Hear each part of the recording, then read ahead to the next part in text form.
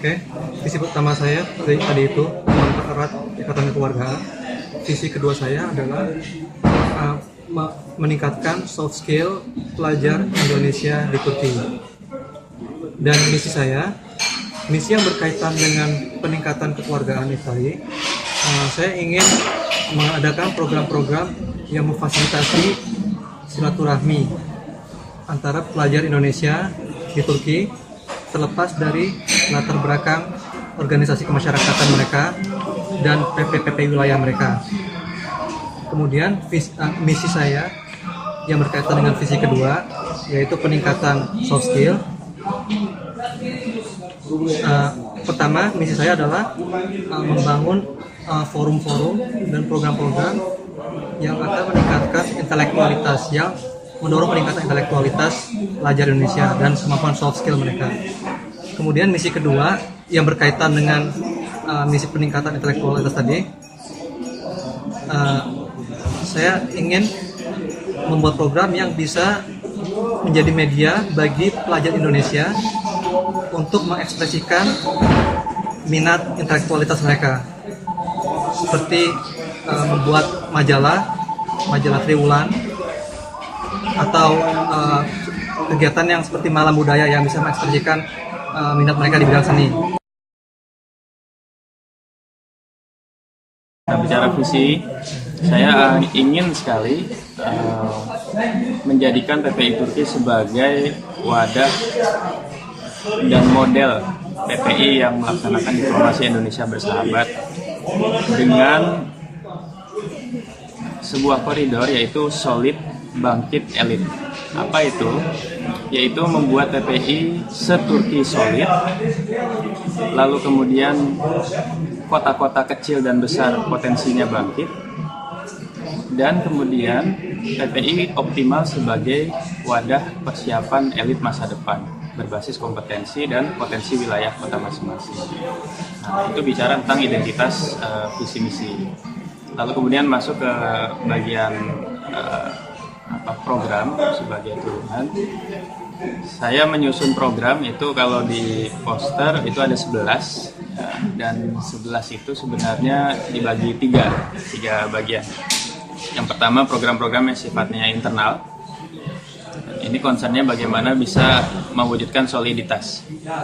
Sementara yang kedua, program-program yang sifatnya terpusat, ya, terpusat, bagaimana ada program se-Turki itu terpusat dan kita sepakati. Dan yang ketiga itu program yang sifatnya tersebar, dilaksanakan sewilayah. Kemudian saya susun program itu menjadi 3 bagian. Ya. Kalau dirumuskan itu dari 11 program, saya susun pakai formasi bola, 3-4-3. Nah, 3 itu ada rapian internal.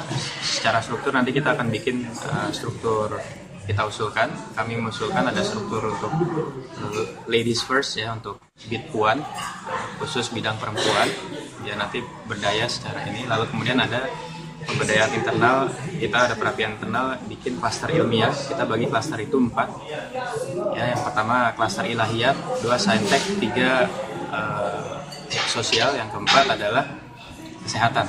Jadi nanti dari perapian internal ini semua bisa berdaya, itu bisa tumbuh semua dari situ.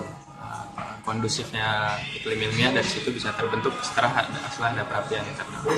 Nah, ya, terus kemudian itu diantara contoh program yang sifatnya internal. Yang sifatnya tersebar itu ada yang namanya model, ya, model bagaimana menjadikan kota-kota kecil itu bangkit. Karena PPI Turki itu harus punya inisiatif menjadikan PPI selain PPI kota besar itu optimal potensinya. Karena itulah kemudian harus ada program yang membuat mereka bangkit. Dengan cara gimana? Dengan cara di awal itu memang ada pemetaan potensi wilayah, dan beberapa kegiatan besar itu disupport oleh kita. Juga kemudian di bagian yang terpusat nanti ada satu acara terpusat, ya, yang sifatnya juga pendekatan segmen.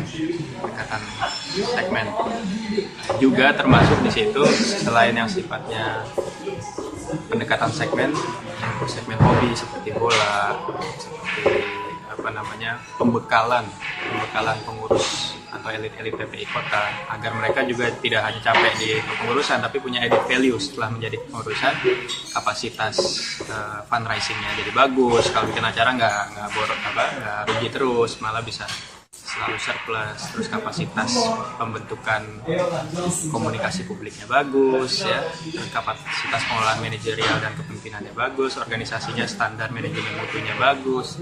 Nah, ini ada yang namanya program My Future, masa depan kita. Dan di bagian terpusat juga nanti kita akan fokus menjalankan amanah PPI Turki yang kemarin Yaumi Labi dapat amanah di akhir kepengurusan ya, yaitu sebagai koordinator PPI Eropa Amerika. Itu harus dikelola dengan baik. Nah, kita akan fokus bagaimana PPI Turki jalankan itu sebagai koordinator, dan tentunya sebagai koordinator dia harus bangun strategi untuk merancang sinergi Eropa Amerika.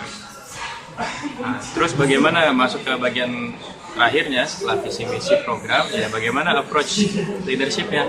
Jadi setelah visi misi program, kemudian approach leadership saya sebagai pribadi itu tentunya pertama saya akan melakukan model open government ya.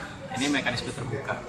Tidak boleh ada rekrutmen tertutup yang sifatnya berdasarkan interest pribadi saya. Dan semua bisa dievaluasi, semua rekrutmen terbuka, dan bisa dikatakan ini adalah model kepengurusan terbuka yang berbasis profesionalisme ya, dan mereka diikat dengan kontrak yang jelas bahwa mereka harus loyal terhadap konstitusi PPI Turki dan budaya kerja organisasi PPI Turki yang berlaku di masa kepengurusan saya. Dan approach leadership yang lain itu adalah bentuk bahwa sudah mulai dipikirkan bentuk grounded leadership atau kepemimpinan yang mengakar rumput.